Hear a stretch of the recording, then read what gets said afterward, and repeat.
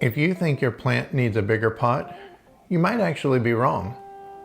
Let me show you when to repot and how to do it without killing your plant. Welcome to the Chlorophyll Chronicles. Where every plant has a story, let's write it well.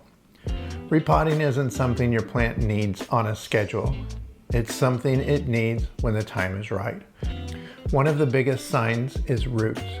If you see roots circling the bottom of your pot or growing out of the drainage holes, your plant is starting to run out of space.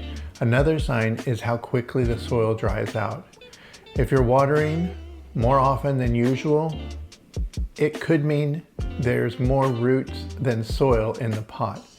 And sometimes your plant just stops growing.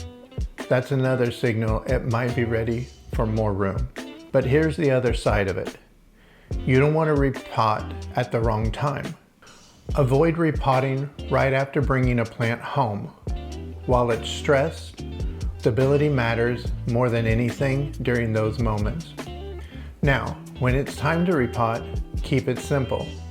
Start by choosing a pot that's usually slightly bigger, about 1 to 2 inches wider than the current one. Bigger isn't better here. Use a light, well-draining soil mix so the roots can breathe and grow. Gently remove the plant from its pot, supporting the base, not the leaves, and take a look at the roots. If they're tightly circling, you can loosen them just a bit to help them spread out into the new soil. Place the plant into the new pot at the same depth it was before and fill in around it with fresh soil.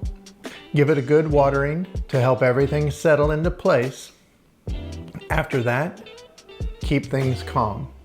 Bright indirect light, no fertilizer right away, and just let the plant adjust.